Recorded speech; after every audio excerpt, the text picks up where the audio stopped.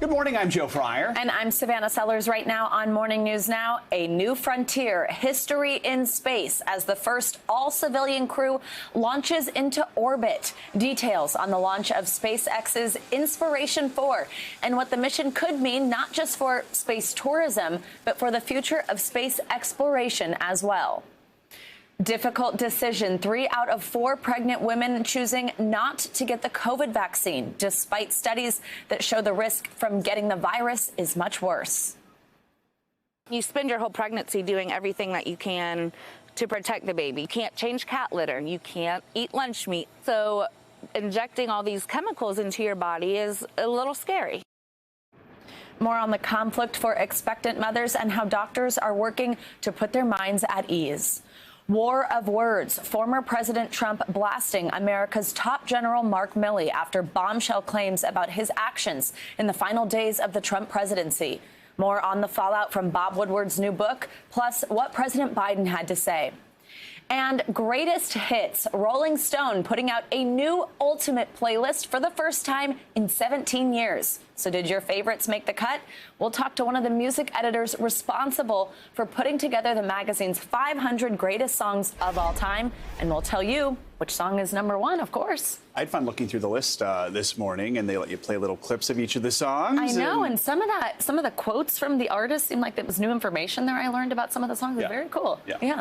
So we'll bring you that a little bit later, but we begin this morning with big steps into the final frontier. SpaceX successfully launched the first all-civilian space crew into orbit last night.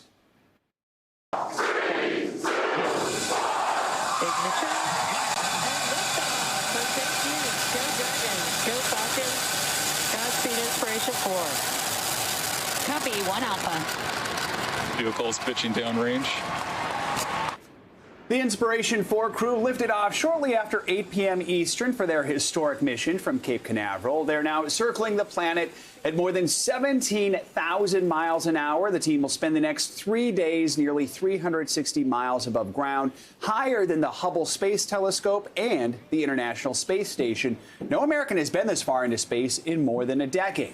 Here to talk about the mission's success so far and what it means for the future of space travel, NBC News correspondent Cal Perry, who was there for the launch, and Mike Massimino, former NASA astronaut, a professor of mechanical engineering at Columbia University and the senior advisor for the space programs at the Intrepid Museum. Cal, let's start with you. You were at the Kennedy Space Center. You were there when it lifted off. How did it go, and how are things going now? You know, it went as far as we can tell, and unless they tell us otherwise or give us new information, it went flawlessly. The launch was on time. The newest 4 astronauts are in orbit now around the planet, which is really stunning when you consider that this is not only a private flight, but that these are 4 civilians, that there is not a professional astronaut amongst the group. It speaks to the technology that SpaceX is using. This is an automated flight. That is, it shouldn't need any piloting from these 4 civilians. The idea is, of course, to open the door for future space flights for folks like you and I. A lot of the testing that they'll be doing there is just standard testing on the human body to see how the heart, to see how blood reacts, so that one day, Joe, hopefully ordinary people like you and I can get on a flight here in Florida, go into space, go around the Earth for 3 days, splash back down in the ocean, which is what the plan is, without having to pilot the orbiter at all. Joe? And hopefully without having to spend hundreds of thousands of dollars. So, Cal, now, unlike a NASA launch, yes, the goal with these rockets and the capsules is to be able to reuse them. That poses some serious logistical challenges, right?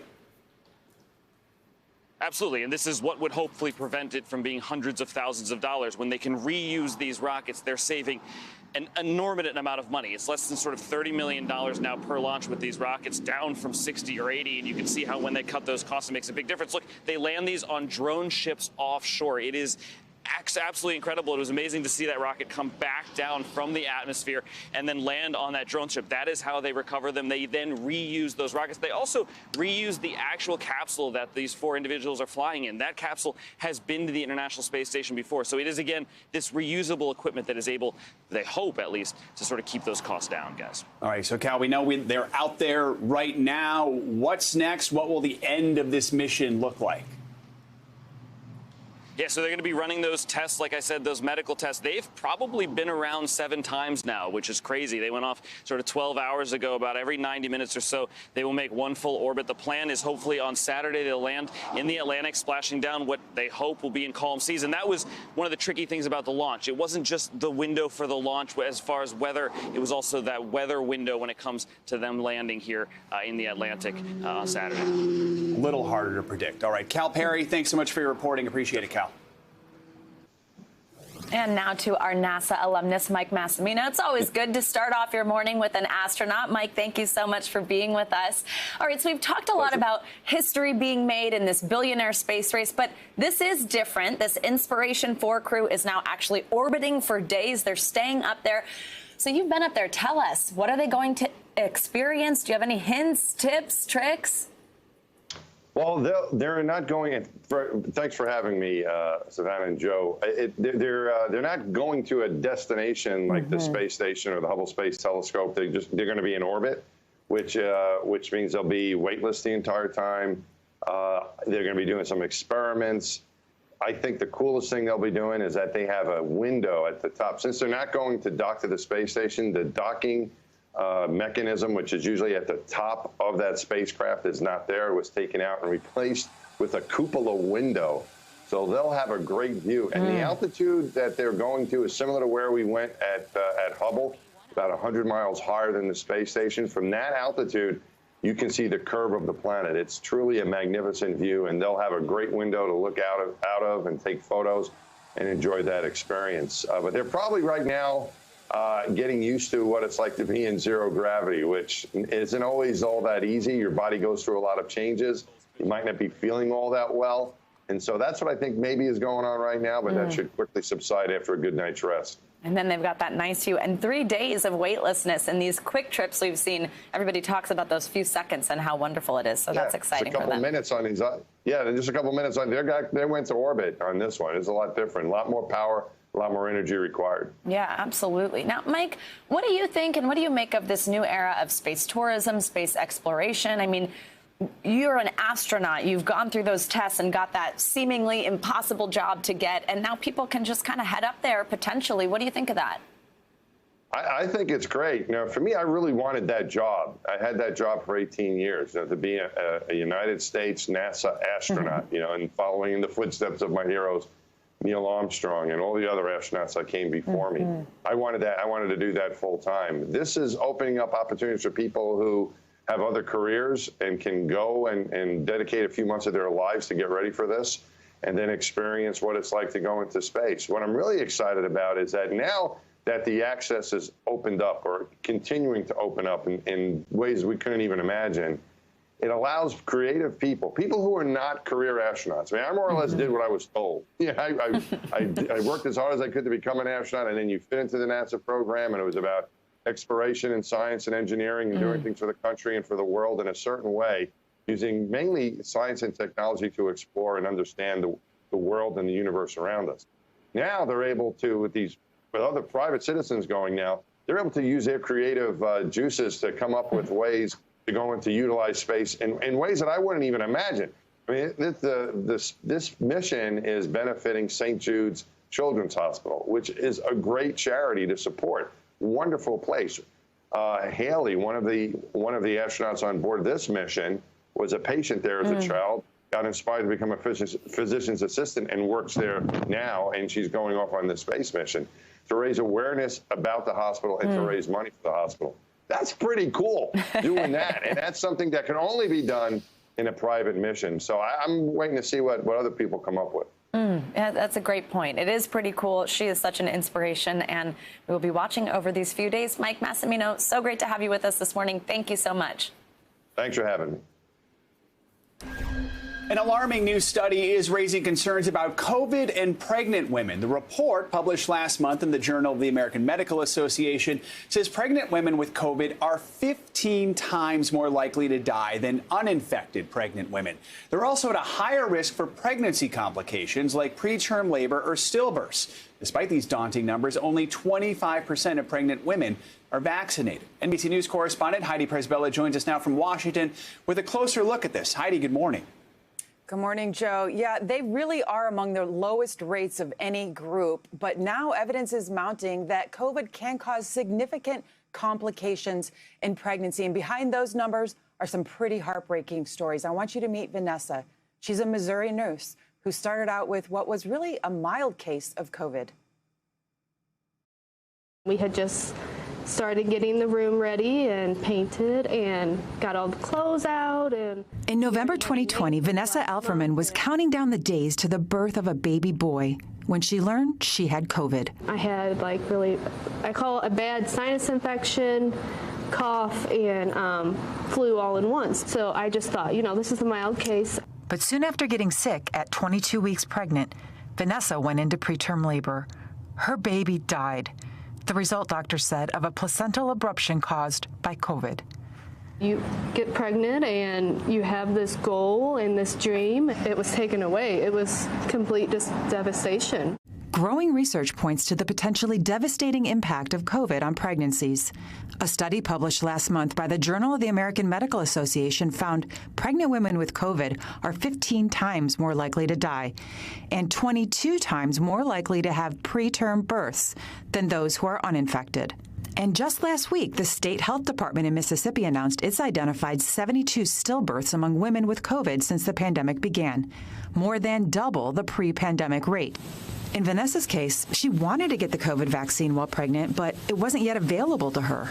But many pregnant women are making conscious decisions not to get vaccinated. According to the CDC, as of mid-August, 75% of pregnant women were unvaccinated, many citing concerns for how the vaccine could affect their babies. I have not had the vaccine. Stephanie is one of them. The mom-to-be asked that we not show her face out of fear of backlash for her decision to remain unvaccinated. I'm not anti-vax. I get the flu vaccines. This one just feels a little different to me. You spend your whole pregnancy doing everything that you can to protect the baby. You can't change cat litter. You can't eat lunch meat. So injecting all these chemicals into your body is a little scary. But obstetricians like Dr. Ebony Carter insist the best way for a mother to protect an unborn child is through vaccines. The answer to when should I get vaccinated is like yesterday. Like the protection for you and for the baby is amazing. Vanessa says her life is forever changed. Her mission now? To remind moms to be everywhere that even mild cases of COVID can prove catastrophic. I'll never get over losing him, never. But just knowing that his life might save someone else is what I go for.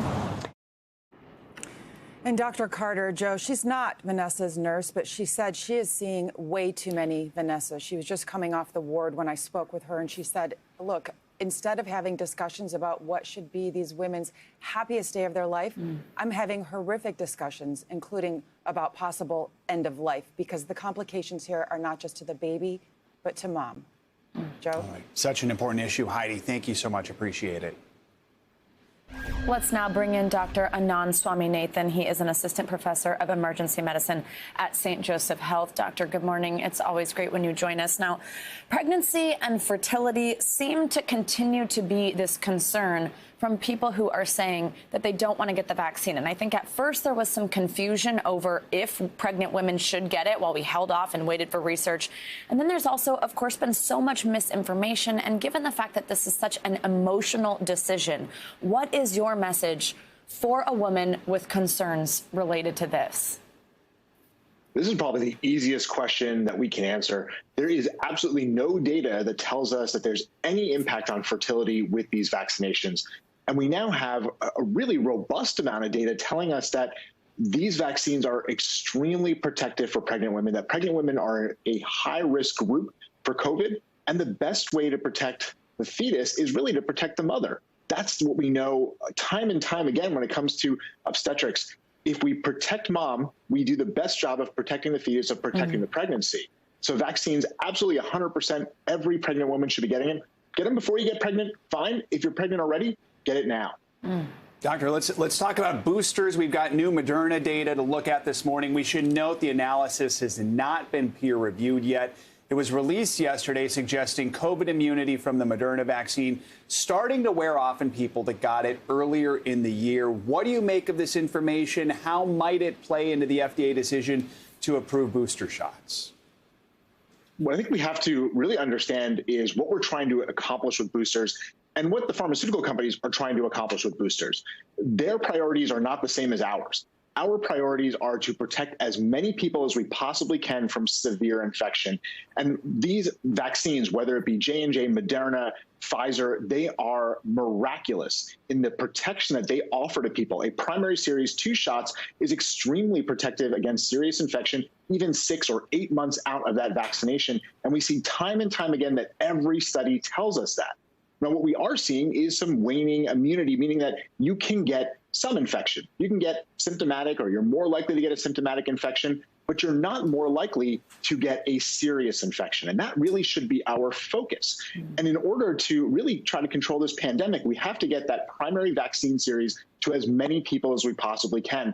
And that means focusing not on boosters, but on vaccinating everybody, both within the United States, but also abroad. If we want to stem the tide of variants popping up, of the possibility of a variant that really can evade our vaccines, we have to get these vaccines around the globe and get the rest of the world as vaccinated as we possibly can to protect everybody. So right now, universal boosters, they're simply not needed. This 6 or 8 months out, these are artificial numbers that we really don't need to be focused on. There are specific groups that can benefit, and we'll see that come out more, but universal boosters are simply not necessary.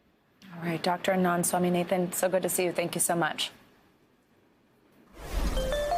Let's get a check on your morning news now. Weather. Bill Cairns joins us now. Hey, Bill, good morning.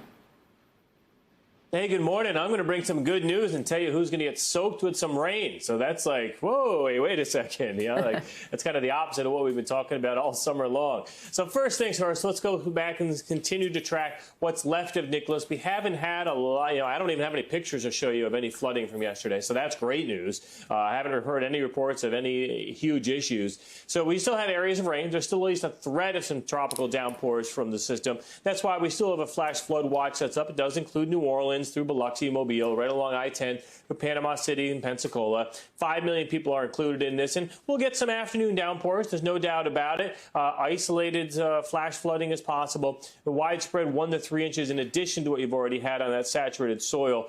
Maybe isolated up to 4. Again, I'm not overly concerned with any big damage from that. So we're still at the peak of hurricane season. We have some other areas of interest. The Hurricane Center calls these invest areas, areas that they're investigating. There's one just off the East Coast and a couple that are just off the coast of Africa. The good news with the ones off the coast of Africa, right now they look like to stay over open water, not affecting any land areas in the next 5 to 7 days. And even the one off the East Coast, it may come a little close to the Outer Banks there in Cape Hatteras, but it should avoid the New England area as we head through the upcoming weekend. So it doesn't look like we're going to have any direct interactions with any tropical weather in the next 5 to 7 days. And that's a break. That's good.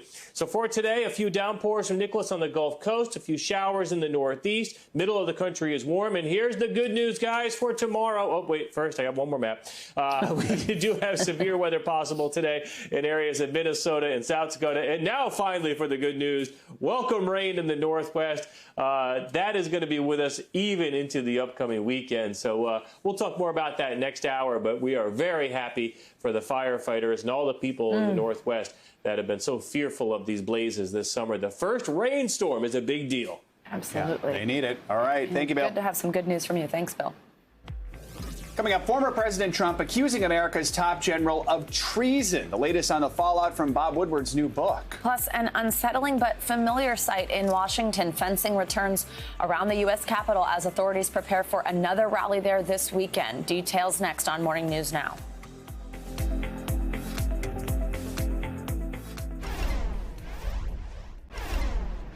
Four U.S. elite gymnasts gave an emotional testimony before Congress yesterday, detailing the anger and disappointment they feel over the FBI's mishandling of the sexual abuse case against former Team USA Dr. Larry Nassar.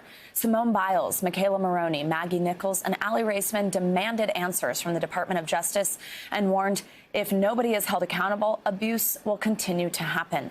Here's just some of what they had to say. I don't want another young gymnast, Olympic athlete, or any individual to experience the horror that I and hundreds of others have endured before, during, and continuing to this day in the wake of the Larry Nassar abuse. This was very clear cookie-cutter pedophilia and abuse. And this is important because I told the FBI all of this, and they chose to falsify my report and to not only minimize my abuse, but silence me yet again.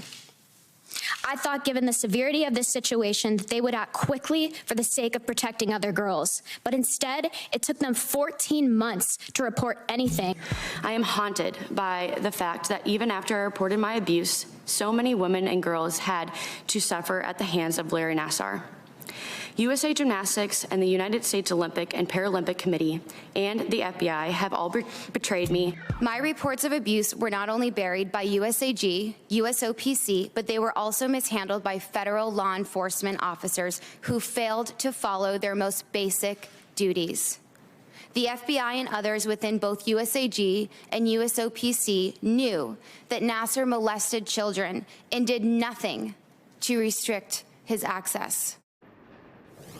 Now, the two former agents that the Justice Department Inspector General found lied about how they handled this case have not been charged so far, and the Justice Department officials that declined to file charges were not in attendance for the testimony, despite several invitations from the committee. One of those agents we mentioned has been fired, while the other has retired. Now to the continued fallout from those bombshell revelations by Washington Post journalists Bob Woodward and Robert Costa in their new book, Peril.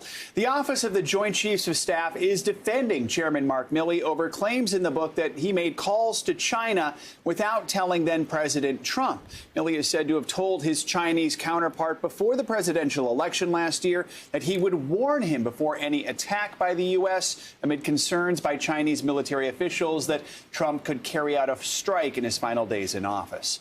NBC News global security reporter Dan DeLuce joins us now with more on this. So, Dan, the former president described Milley's actions as, quote, treason. What's his argument for that, and how is Milley's office responding? That's right. President Trump, former President Trump, saying that General Milley was going behind his back, and also Republicans also accusing the chairman of possibly violating the Constitution. They're saying that he had no right to go and speak to an adversary and reassure them that, don't worry, we'll tell you if we're about to attack. That's how they're portraying it. But the reaction yesterday from the chairman's office, they issued a statement saying that this was a completely standard type of communication, that the chairman regularly speaks to his counterparts around the world, including with China, and that these conversations are about reassuring other countries, making sure there's no misunderstandings or miscalculations aimed at reducing tensions. And they also say that other national security agencies and officials were informed of the call. There was nothing secret about it. And there were other national security officials listening. So that's their response. But as you say, the Republicans are up in arms about it. So what does the White House, the current administration, make of all this? You had a full sort of endorsement of General Milley yesterday from the White House. They're saying they have complete confidence in the chairman and that he is abiding by the Constitution and that the president's worked side by side with him. The White House press secretary was asked about this, and let's hear what she had to say about it. But what I can assure you all of is that the president knows General Milley. He has been chairman of the Joint Chiefs for almost 8 months of his presidency. They've worked side by side through a range of international events. And the president has complete confidence in his leadership, his patriotism, and his fidelity to our Constitution. So that's what the White House had to say, Joe. So they're giving him a ringing endorsement. But this is not over, obviously. All right, Dan DeLuce. Dan, thanks so much. President Biden announced a security alliance between the U.S., United Kingdom, and Australia dubbed AUKUS. The partnership will mean the three nations cooperate on a range of things in the Asia-Pacific region in what's being seen as an effort to counter China. NBC News White House correspondent Monica Alba joins us now from Washington. Monica, good morning. So first, just tell us, why are these countries doing this now, and how is this going to work? You said it, Savannah, really the potential threat and wanting to counter China, even though that is not at all the outwardly stated reason from either of the leaders of these three countries. But the trilateral security initiative is certainly aimed at that and maintaining some stability in the Indo-Pacific region. Specifically, this has to do with really nuclear defense infrastructure and bringing Australia into that as a big part of an already existing U.S.-UK relationship. Take a listen to why President Biden felt, though, this was the moment to announce this new plan. This is about investing in our greatest source of strength, our alliances, and updating them to better meet the threats of today and tomorrow. It's about connecting America's existing allies and partners in new ways and amplifying our ability to collaborate, recognizing there is no regional divide separating the interests of our Atlantic and Pacific partners. This is something the White House has been talking about geopolitically for months, so it seems it was heading in this direction. But now they're going to be able to actually share technology, which is a big part of this platform and new initiative, Savannah. Now, of course, as you mentioned, the three leaders didn't mention China by name, but since that's what everybody else is thinking, has China responded at all? What are they saying about this pact? They did acknowledge it, and what was notable is that, of course, President Biden had a call with President Xi just last week, and when we asked the White House if this came up, they said not specifically, though, of course, the broad contours of all of these national security concerns do tend to make their way into conversation. But I do want to read you a part of a statement that we got from China in regards to this pact, where they said countries should not build exclusionary blocks targeting or harming the interests of third parties. In particular, they should shake off their Cold War mentality and ideological prejudice. And I have to tell you, Savannah, I was in the room yesterday for that event. And as the president was walking out, we shouted to him if he could talk about that, detailing the threat specifically when it comes to China. He didn't respond to any questions, including that one, but we will certainly be pressing the White House on that angle today. We know you will. Monica Alba, thank you so much. Let's take a look at what else is making news around the world this morning. Matt Bodner is with us this morning. Hey, Matt. Savannah, Joe, good morning. Well, let's start things off today in France, where President Emmanuel Macron has announced the death of the leader of the Islamic State in the Greater Sahara. He celebrated this operation as a major success for the French military, which has spent around 8 years fighting extremism in that region. And Macron announced the killing in a tweet, didn't provide too much more in the way of details. Moving over to the UK now, police say that they will not prosecute former BBC journalist Martin Bashir after a police review of his famous, perhaps infamous, 1995 interview with Princess Diana. Bashir was found to have falsified documents and breached ethical rules to secure that interview, which the royal family has said drove Diana to, quote, fear, paranoia, and isolation. And finally, we go to the animal kingdom, where a giant panda named Aimee at a zoo in West Japan celebrated his 29th birthday. Zookeepers treated the panda to bamboo sticks, which he loves, and a nice ice block with 29 written on it. This panda was born at the Beijing Zoo, in 1992, moved to Japan in 1994, and he has fathered 16 children since 2001. He's one of the oldest giant pandas in captivity. His equivalent age in human years would be about 90 years old. So happy birthday. Looks good for 90. Yeah, all right. The 29 gets me. He's able to. I don't think he cared. Yeah. I think he was like, okay, that's going to They didn't have to chisel it. Where's just the bamboo? Ice. All right. Thanks, Matt. And coming up, they're calling it Justice for J6. Supporters of those charged in the Capitol riots plan to rally in Washington this weekend. After the break, what we know about their plans and how law enforcement is keeping a close eye on them. You're watching Morning News Now.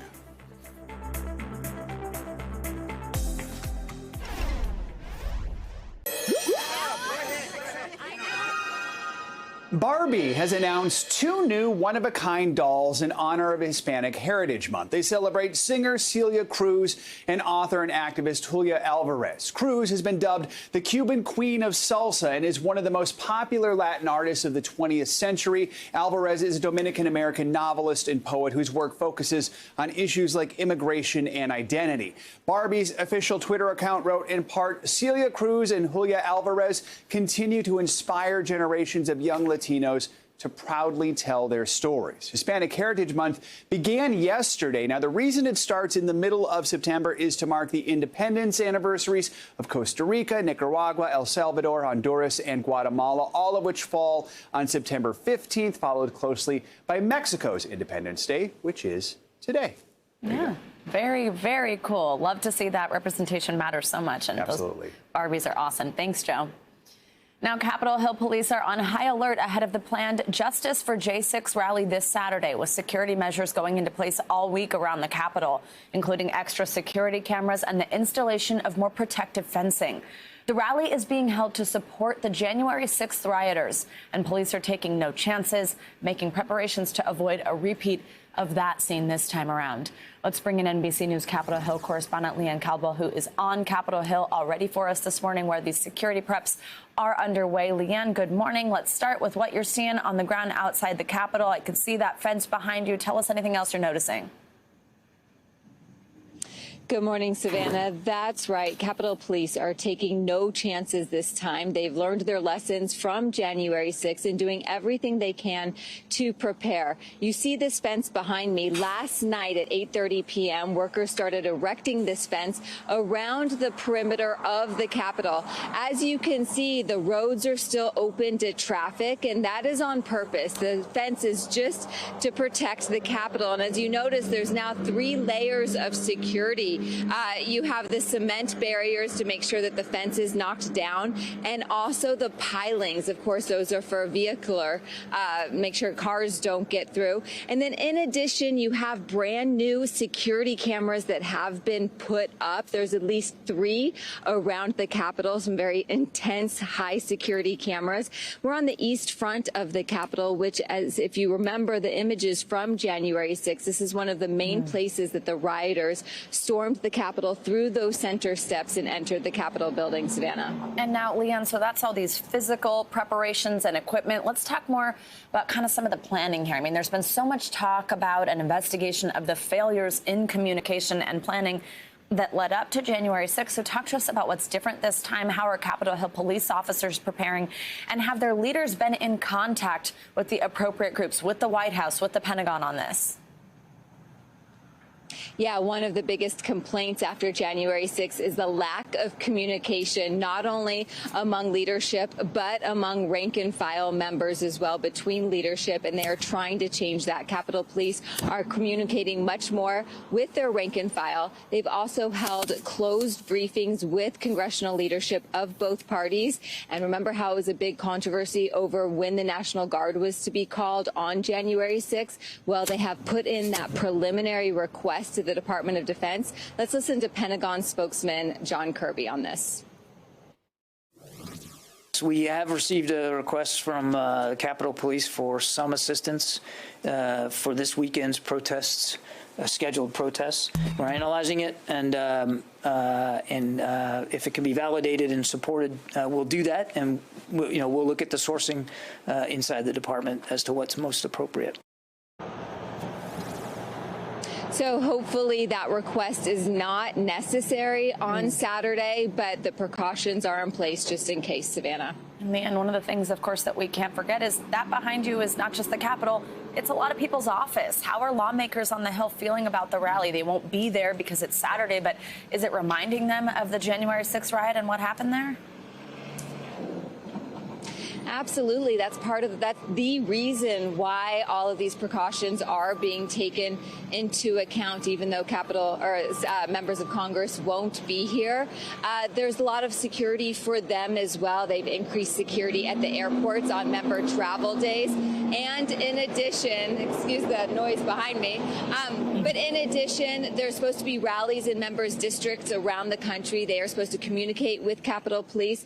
And, we've done a lot of reporting on this over the last several months about how January 6th has really impacted Capitol Hill. And the New York Times this morning has a brand new feature on exactly that. And those scars have not yet gone away. And that's a big reason why they want to make sure that this place and the people inside are safe, Savannah. All right, Leanne Caldwell, lots to watch for there and across the country, as we just saw that map where this will be happening in other locations. Thank you so much for reporting.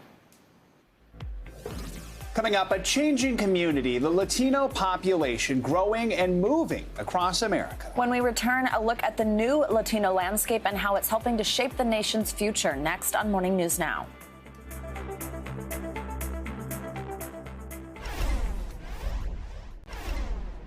As we mentioned a bit ago, yesterday marked the beginning of Hispanic Heritage Month, and we'll be bringing you stories throughout the next few weeks. Today, we're looking at the way cities and communities across the country are changing as Hispanic populations skyrocket. NBC News correspondent Gabe Gutierrez reports from New Hampshire on why Latinos are moving in such large numbers.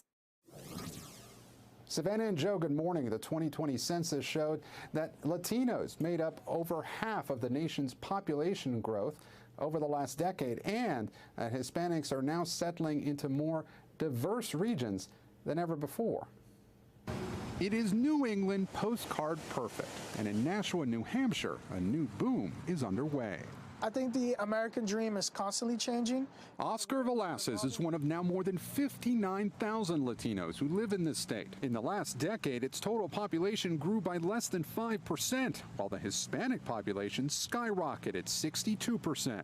Oscar's mother was a factory worker, his dad a handyman, and for this Ecuadorian American, the journey has been a struggle.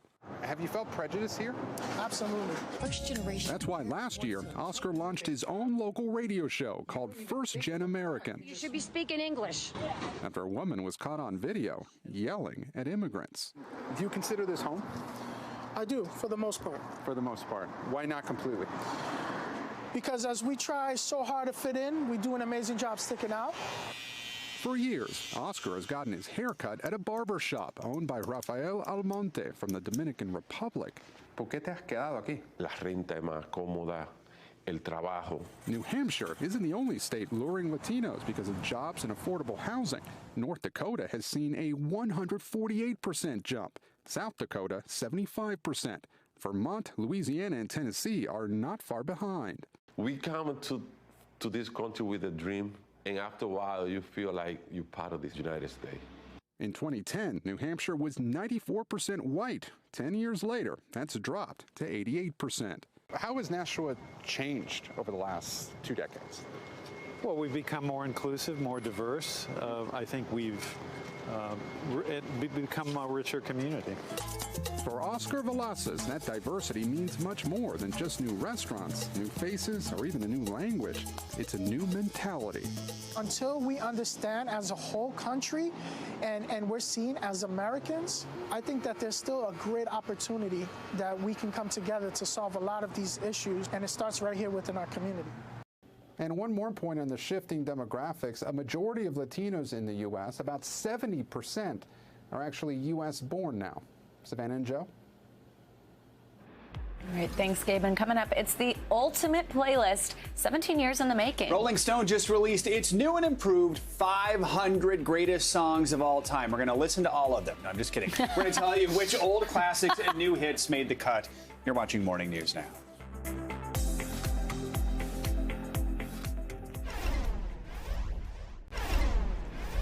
Rolling Stone magazine has released an updated list of the 500 greatest songs of all time. The magazine first published its original list back in 2004, but a lot has changed in 17 years. Taylor Swift hadn't released any music yet. Lil Nas X was just 5 years old. The revamped ranking puts newer names like Lizzo, Billie Eilish, and The Weeknd next to legendary artists like the Beatles, Bob Dylan, and Janet Jackson. Rolling Stone music editor Christian Horde joins us now to share some of these top songs. Christian, this is a fun one. I'm sure everybody is really just here to hear what the number one, maybe the top few are. But before we get into that, tell us how you do this. How does a list like this get decided? It feels like an impossible task. It's certainly not easy.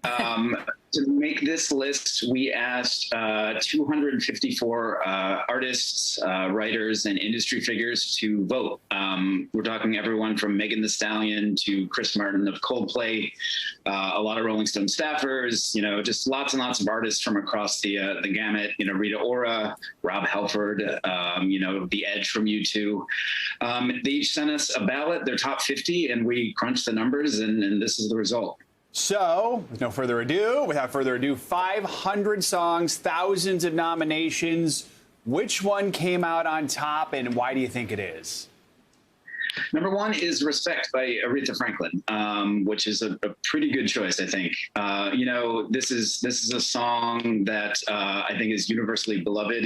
It is an awesome song. It's a song that I always crank up when I hear it, but it's also a song that has a lot of historical significance. It was Aretha's first number one. It was the song that kind of made her the Queen of Soul. It's also a really, really important song in, the civil rights movement and feminist movement. So it's a song that has a lot of meaning, in addition to this being a fantastic song. Yeah, absolutely. Now, Christian, more than half of the songs on this new list weren't on the original 2004 one. So tell us the main differences between these two lists. I mean, does it come from people's taste in music changing, or is there just a ton of amazing newer music that's happened since 2004?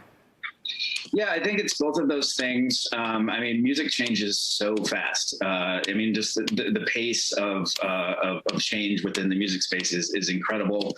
It's been 17 years. We focused on having a very diverse votership this time around, and so the list, I think, ended up much more inclusive, much fresher, a lot more new music, a lot more hip hop, a lot more pop, Latin pop. And so it's a fresher list. It's more inclusive. There's a lot from the 21st century, and I think that it's reflective of what Rolling Stone is these days. It's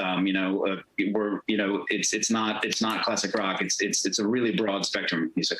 Now, despite all the new music, the decade with the most songs on the list is the 1970s. A great decade. Why do you think that is? I think that people still like the classics, and the way we put the list together, it's songs that have a reputation and have stood the test of time are still going to do really well. I also think it's because a lot of music from the 70s resonates not just with people who were around then, but also with younger audiences. One of the most interesting results to me is the Fleetwood Mac song that finished in the top 10, "Dreams." That's a song. Fleetwood Mac are a band that has a lot of younger fans, a lot of millennial fans, and "Dreams," in fact, was a song that really blew up on TikTok last year. Do you remember that meme? The cranberry juice thing, right? Yeah. Weird cranberry juice thing that I only sort of understand. So a lot of 70s music has a younger audience, so I think that's one reason it did so well on the list. And Christian, I like hearing from you as Rolling Stone music editor that surprised you. Do you kind of line up with how this shook out? What's some of your favorites? I agree with every single pick and the order they're in. I'm very happy with the list. I think it reflects kind of the scope of Rolling Stone's music coverage these days, which has changed and gotten broader over the years. So I'm very happy with it. My personal number one was "Fight the Power" by Public Enemy. That actually finished second on the list. I was really pleased with that. Very good. Yeah. All right. In case you're curious, number 500 was Kanye West. So a few songs on there, but that one, yeah. And I was looking for Taylor. She was in the top 100. Okay. All too well. Taylor did well. Yeah. All right. Christian, thank you so much. What a fun list. You can check it out. It's a great website, too. Thank you, guys. Now, as more of us are heading back to the office, how do we avoid getting burned out? It's a question for Wharton professor Adam Grant, who has made it his mission to keep people from seeing work as a four-letter word. NBC News Now anchor Allison Morris explains. I think we're almost seeing the great flock, which is not so great from my perspective. Is the great resignation about to become the great flock? Where instead of quitting or starting their own businesses, the next generation of entrepreneurs just takes the career carrot dangled in front of them because the job perks are so attractive. Wharton professor and organizational psychologist Adam Grant thinks we just might be headed there. I think there's a risk of brain drain, that we're going to see a lot of students who could go build something great in the world say, you know what, I'm just going to choose the predictable, stable career path. I met with Grant in his backyard because he's on sabbatical this semester, finally taking a bit of his own advice on work-life balance. COVID happened. I've been encouraging people to do these career checkups and reflect on how they want to spend their time and what contribution they want to make and how their values have shifted. And I should probably take my own advice and do that. So here we are. If you're watching and wondering who Adam Grant is, you're not one of the 30 million people who have viewed one of his TED Talks or one of his more than 500,000 Instagram followers to whom he dispenses advice on how to make work feel a little less like a four-letter word. I'm an entrepreneur of data and ideas. Obviously, I love doing research and exploring new questions, but I'm also really passionate about sharing knowledge and making sure that it gets spread and scaled and applied to try to make work suck a little bit less. He's also the #1 New York Times best-selling author of Give and Take, Originals, and most recently, Think Again. Published this year with invaluable advice for navigating the pandemic world we live in, even though Grant started writing it well before. I think the first time I really thought about writing it was in the winter of 2018. I'd gone to a bunch of Fortune 500 CEOs and unicorn startup founders and said, hey, there's a growing body of evidence that as long as people are in the office together at least half the week, really the rest of the week, you can let them work from anywhere. And they're more productive, more satisfied, less likely to quit, and there's no discernible cost to relationships. And I wonder if you might want to try a remote Friday experiment just to see what happens. And every leader I pitched balked. Many of those companies see things a bit differently now. I think that employers that fail to grant people that flexibility are going to pay a serious price. They're going to have real challenges attracting talented people. They're going to struggle to motivate and retain those people. And over time, I think that they're going to become obsolete, or they're going to have to adapt. Last week, Grant dropped his latest TED Talk based on an op-ed he wrote during the pandemic about what so many of us have been feeling, languishing. Languishing is a sense of emptiness, stagnation, and ennui. It was coined by a sociologist, Corey Keyes, and immortalized by a philosopher, Mariah Carey. The antidote to languishing, Grant told me, is play. I think it's time to recognize that play is not a frivolous activity. I see it as a path to connection, as an avenue for creativity, but especially as a source of joy and laughter, and those experiences give you energy, and guess what? That's how you get out of languishing. That's how you stop becoming dormant, is you give yourself permission to play. In addition to that, I think some people are, and listen, I'm going through this myself. Am I reevaluating how I want to live in a post-pandemic world, or am I reevaluating whether this is who I am anymore? You talk about a concept in your book, identity foreclosure. Can you explain to our viewers what that is? We see people foreclose on what kind of person they want to marry, on what kind of place they want to live in, even on their sexual orientation, right? And I think the danger in identity foreclosure is you anchor yourself to a fixed idea of who you want to become, and that prevents you from growing and evolving and changing. If you may have foreclosed on your identity, how do you evaluate and start thinking about getting past that? How do you get yourself out of it? Are you asking for a friend? Yeah, maybe. So I think in general, I think a checkup is something we all need to do. So I've been encouraging my students for years to just twice a year in their calendar have a career checkup, which is just like you would go to the doctor, even if nothing is wrong, once or twice a year. Why not do the same thing for your career and also for your life, to ask yourself, in the last 6 months or in the last year, what has changed? What do I need to rethink? It's too easy to get stuck in a routine and then wake up 10 years later and say, I really wish I had rethought sooner. At the same time, I don't want people to do this checkup every week, because then you end up, just constantly ruminating and getting trapped in analysis paralysis instead of actually living and experiencing. Professor Grant says one way to gauge your interest in something is how often you want to talk about it with others. He says wanting to share something with other people shows how much you care about it. Pretty good advice there. Very good advice in that whole piece. Constantly ruminating kind of describes what's going on in here for me. A little too much. So that hit. Plus he quoted Mariah Carey. Yeah, exactly. That does it for this hour of Morning News Now. The news continues right now.